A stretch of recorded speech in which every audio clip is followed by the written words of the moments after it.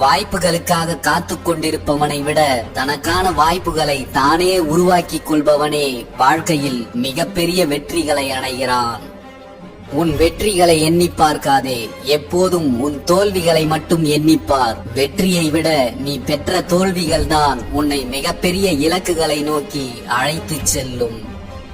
நிமிர்ந்து நிற்பதெல்லாம் பலம் என்றோ வளைந்து கொடுப்பதெல்லாம் பலவீனம் என்றோ நினைத்து விடாதீர்கள். நிமிர்ந்து நிற்கும் ஈட்டியை விட வளைந்து கொடுக்கும் வில் அம்புதான் அதிக தூரம் பாயும்.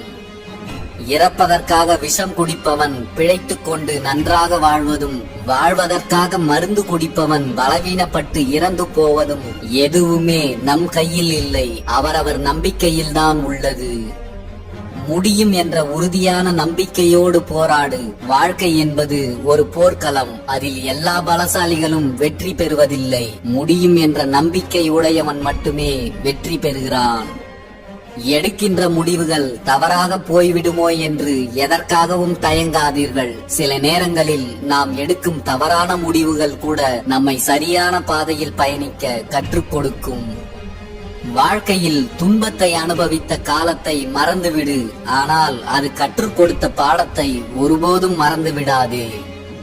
எல்லாம் இருக்கும் போது புன்னகைப்பது மட்டும் வாழ்க்கை அல்ல, எதுவுமே இல்லாத போதும் புன்னகை செய்யும் பக்குவத்தை வளர்த்துக் கொள்வதுதான் வாழ்க்கை.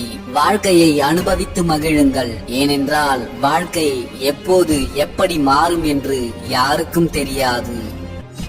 இதுதான் கடைசி என்று எதுவும் இல்லை. கடைசி வரை நம்பிக்கையை மட்டும் இழக்காமல் தொடர்ந்து போராடு. ஏனெனில் கடைசி வரியில் கூட உனக்கான வெற்றி எழுதப்பட்டிருக்கலாம். உன் வெற்றிகள் தள்ளி போகலாம், ஆனால் உன் முயற்சிகள் ஒருபோதும் வீண் போகாது. எந்த நிலையிலும் தொடர்ந்து முயற்சிப்பதை மட்டும் நீ ஒருபோதும் கைவிடாதே. நீ இழந்ததை நினைத்து வருந்தினால் இருப்பதையும் இழந்து விடுவாய். நீ இருப்பதை நினைத்து மகிழ்ச்சி கொண்டால் இழந்தவைகளையும் அடைந்து விடுவாய்.